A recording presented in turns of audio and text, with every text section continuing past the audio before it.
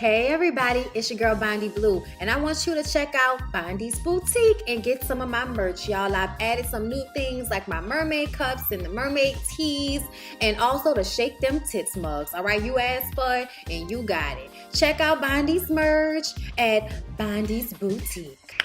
All right, y'all. Y'all, I was so mad. Let me tell y'all what happened. So I had made my notes on Monday night for these shows, but for some reason my notes for Miami did not save, which is why I did not do the videos earlier today. But that's all right. When I got my hair done, I was sitting there watching it on my phone and making my notes. So bitch, I'm ready. Let's go. Okay, so JoJo and Veronica Vega are still fighting, and JoJo's calling her racist and throwing shoes and whatever the fuck else she could reach. And Vega decides that she's just gonna go ahead and leave, and she's doing all of that high pitch off, key screaming that she likes to do to people, like she did to Amara. Show us the real you and all of this shit. I hate when she does that. It makes me wish that she would have tripped and fell and bust her fucking mouth. I thought she had looked cute when I first saw her last episode, because I didn't see the jean that just covered one leg. I was like, girl, what about your friends? What in the TLC is going on here? But whatever, girl, live your life, okay? So nobody is eating Chaotic's food for some reason. Everyone is eating Trick's ribs, and they made me want to try them. And then here come, little Miami thumb. It look like a thumb, little Miami tip. Girl, I love you though, okay? She doing the scoring, and they said they gave Chaotic a negative 369 and gave Trick 3,113 points. And I felt like this was a setup against him from the very beginning.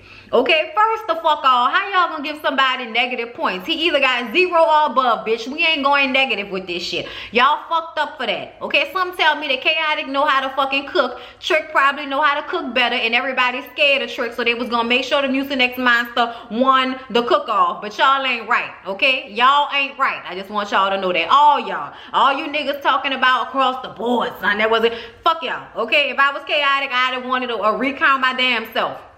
Okay, anyway, so JoJo gets her wig snatched by Shay. Hey, Angry Bird, you know what I'm saying? Walk up to her, leap into the sky, snatch her wig, and then she's excited about it. And I just want Shay to grow the fuck up. Shay, you too grown to be that excited about pulling somebody's wig off. Look, let me tell you something. Pleasure P and his penis ain't for nobody. Community dick like a motherfucker. He ain't for you. He wasn't for her. And for you to be this upset about it to the point that you can't wait to see her just so you can pull her wig off, bitch, please find something else to do with your time. Ain't you working out? Ain't you making DVDs? What's going on? Do something with your life. So, moving on. Amara Mama has decided, after much consideration, to cook the empanadas for the Sugar Factory. And she's making sweet versions of them, and it looked really cute and really cool. And it made me want some empanadas. So then, Amara is, I can't believe what happened with JoJo. I thought she was my friend. You know how Amara be, like, just hella exasperation, expletives, and accents and shit. Boo-boo titties and all of that. She says that, it's obvious that JoJo was never really her friend. And I'm like, girl, everybody told you that, but you ain't want to listen. So then JoJo cries to her mama about all the fights and everything she been going through and how she thinks Amara put a root on her. And I'm like, every time she said that on the episode, I wanted to punch her in her throat. Every time she said that, I wanted to punch her in her fucking throat. Stop saying that shit. That girl did not put a root on you. Your business was already not doing well. Your relationship with your daddy is shit, so that means you ain't got the bankroll you used to have. You already had beef with Veronica Vega. That bitch ain't like you since last season, okay?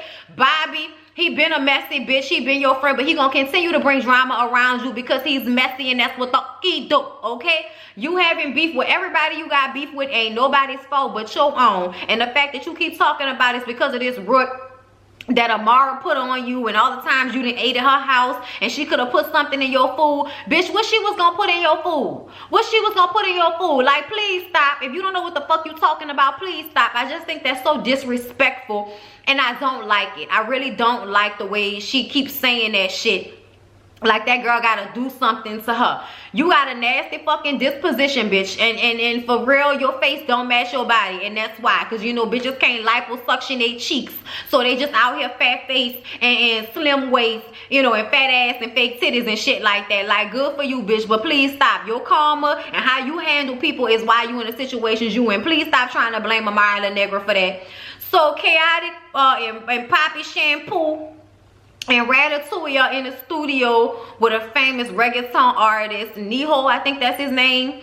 And Prince is playing his little new song. And let me just say this. Whoever he paid for the beat, they did a wonderful job. Whoever he got to engineer it, they did a wonderful job. But it's a whole bunch of auto-tuned over a good beat. And can I just tell y'all, I'm so tired of the over auto-tune. I understand that they have to correct vocals to a certain extent. But when the shit sound like the app that we used to get, like, no, okay? You are not zapping Raja. Please cut it the fuck out. This is not computer love, bitch. After a while, I get tired of hearing that shit. I was trying to listen to Offset CD, and I can't listen to the whole thing because all I hear is that in the back. I don't like all of that. Can you niggas please rap regular for one song? Can you rap regular without all the auto-tune? So I wasn't that impressed by Prince music, but it was, you know, Niho approved, and Chaotic and Ratatouille thought it was cool, but they let him know you gotta grind, you gotta get out here, you gotta make sure that with that good music, you put good work ethic, so to speak. And he don't understand why he has to do any of that. And that's one of the things I can't stand about Prince, because I feel like he thinks everything should be handed to him because he think he nice looking, when really that nigga look like a wounded baby bird or skinny neck ass. But you know, I get it, hoes like that. Whatever, okay? Chaotic talks about his daddy getting in contact with him. I guess his daddy must have saw all of his legal issues on the news, and his daddy is worried about him. His daddy is a preacher, but his daddy has not been in his life like that, so he don't really know what to expect. He don't even know if he won't see him. Y'all know how niggas feel. You know, you wasn't there for me when I was a shorty, so why you think I need something from you now? And for y'all, I was amazed at how Ratatouille was giving him some of the best advice ever. Ratatouille said, look son, we all human, we all make mistakes, and you and your daddy probably got a similar story. You should at least hear him out. And I was like, okay. Okay, son, I'm here for that. So y'all, Poppy Shampoo has a performance so he could perform his little song. I don't know why he needed to have the Darth Vader glasses on. Okay, but whatever.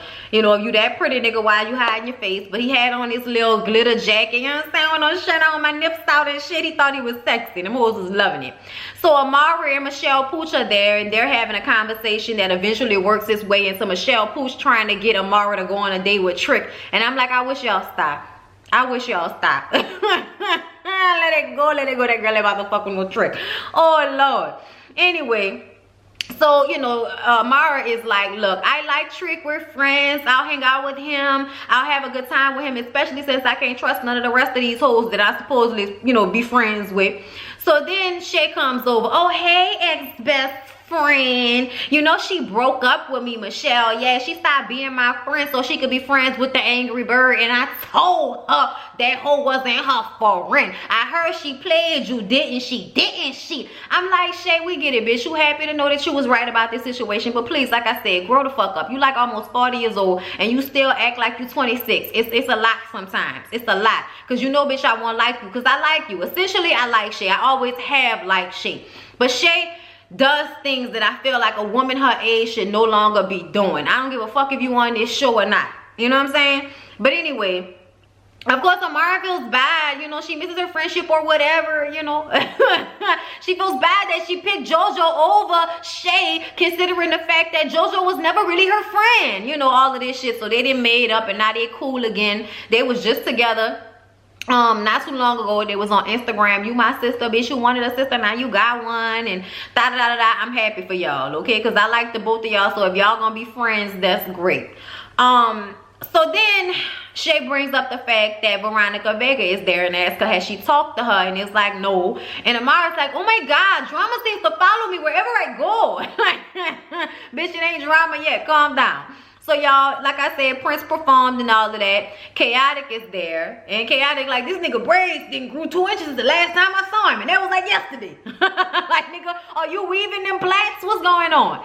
Besides that, Chaotic says that Liz was giving him the eye, and I'm like, this is gonna be the beginning of the end of the friendship between Prince and Chaotic, because for you to even say that shit makes me feel like you don't have the boundaries you need to have if y'all gonna be cool the way y'all claim to be cool. Almost in every scene that Prince is in, Chaotic is in. For the most part, them niggas be together all the time on the show. So don't disrespect and get fucked up out here, and I don't mean physically fucked up, but you know, fucked up as far as public opinion, trying to hit on this man or lady. Please don't do that shit, okay? Don't do that. So Veronica and Amara sit down and have a conversation, y'all. And I figured that it was going to get to a point where they were going to forgive one another, and I was kind of happy for that. But at the same time, I did not like the fact that Veronica wanted Amara to come to her aid. Like, bitch, you just played me the fuck dust not too long ago, okay? You wasn't defending me like that, the Ratatouille. You was more worried about being his friend and seeing what he could offer you in his music business than you was about me. So why, after you done told me I'm an ungrateful bitch, I need to come to your back and then tell people you not racist, okay? She didn't tell people you was racist, bitch, because she could have done that. But Veronica feels like the truth is the truth, and she should have spoke up for her. And I feel like Veronica needs to get a motherfucking clue. It's always bitches like you that want other people to go far and beyond for you, but you can't do that for them. Fuck out of here. Either way, they both say that they could have handled the situation differently, but they can only work from where they are now. They apologize to one another. They hug it out like, oh my God, bitch, are we having a grown woman moment right now? Like, oh my God. Like, I'm glad y'all having a grown woman moment. But I also feel like that's a part of them trying to fix Vega's image after everything that happened last season. So JoJo meets with Bobby, because JoJo went to Mexico. Her daddy decided to help her and get some type of witch doctor to get the root up off of her. So her and Bobby meet up. And him and his teeth, Lord. Him and his heavy ass teeth wants to know how it went down and what happened. And she said there was a spiritual cleaning and, you know, they were blowing smoke. I'm like, yeah, they probably saged the fuck out you and your nasty aura, bitch. But anyway, she says it was scary, but now she feels so much better. She feels like the dark cloud has been lifted. And she not worrying about getting back at Amara because karma is going to get Amara. I'm like, yeah, she going to get exactly what she deserves, a great career. Fuck out of here. So Amara and her mom go horseback riding with Trick. And you know she got to bring her mama. And Trick is like, I know she brought her mama because she think I'm trying to, you know, go ahead and slide through home plate. But really, I'm trying to just get the first base. I'm like, nigga, please. I don't even know if that's going to happen. First of all, Amara, let's talk sis, okay? You know I like you, but horseback riding is a physical endeavor, okay? You could look online and see how people dress. The least you could have did was had a bra on to keep your titties from bouncing up and down like that, okay? I don't know why you thought that was cute to go out there with the jeans on and the jean shirt, and the jean shirt barely buttoned with no bra on. I know your titties look fantastic, but bitch, this is not the stage, okay? You could have had on a motherfucking bra. All right, I'm just saying, they get on top of the horses, you know, after Trick, then horse whispered the horse, hold up. I'm like, nigga don't know how to control no fucking horse, whatever. But anyway, they get on the horses and they ride. Her titties hurt, his nuts hurt. They get down. He invites her to come to Trina's event that she's having that's supposed to be showing next episode. And she's like, I don't know, because you know, with all my beef with JoJo and Bobby, I don't know if I want to come and deal with the drama. And Trick is like, ain't nobody gonna mess with you. You gonna be with me, ain't nobody gonna mess with you. Don't worry about them, they ain't gonna mess with you, okay? And her mom is like, who is JoJo and Bobby? They jealous of you. They jealous of you. I'm like, yeah, they jealous of you. Okay? But Amara did like all the chivalry and attention that came along with going out on a date with Trick. But she said, you know, again, we just friends, okay? We just friends. I'm gonna say that again, we just friends, all right? And it's cute, y'all. So after that, Chaotic meets with his preacher daddy. And y'all, this conversation was so surreal to me. It was so surreal to me because you could tell it was like this really real moment plopped down in the middle of all this bullshit. Like I hate to say it like that, but that's how I feel about it. So they sit down at the park to talk. Chaotic's daddy says, you know, I saw all this going on. Why you always getting yourself in these situations? And Chaotic said, look, man, you wasn't there when I was growing up. The streets raised me. And when he said that, then the daddy got to start telling his story. You know, the daddy said, I was just like you when I was growing up. Okay? I ain't even have a daddy. I had a stepdaddy. And I was out there in them streets, got shot in the back of my head, and I died. But I got back up. And yeah, I should have done differently with you. I should have made better choices, but I didn't. You know, and by him saying that, Chaotic was even touched by the fact that he was taking responsibility for the fact that he wasn't in his life the way he was supposed to be. And his daddy said, you know, when you got shot 15 times, I fell down. I went in the bathroom, fell down on my knees and cried because I knew, I felt like it was my fault. And to an extent, it is your fault because you wasn't there to steer him in the right direction. So he was looking for that in all these other places. They even said that when he first left, Chaotic was like walking in the middle of the street hoping to get hit by a car, wanted to die because his daddy wasn't there no more. So you should know that the connection he wanted to have with you was way deeper than what the daddy was worrying about, you know? But the daddy says that he's sorry. And that's why he even came here, because he wanted him to hear him out. He wanted to apologize. He wanted to try to, you know, fix the situation. And Chaotic says, you know, when I was going through it and having a hard time, I was living in an abandoned house. And that was one of the things that I thought about. You know, my life might end and I ain't never even made, you know, a bond. I ain't even know who my old man is. Like, that made him sad. And they was both very, very, very emotional about it, y'all. But the daddy said, you know, I know that I caused you a lot of pain. I know I hurt you and I'm sorry and I want to work on it and I want to fix it.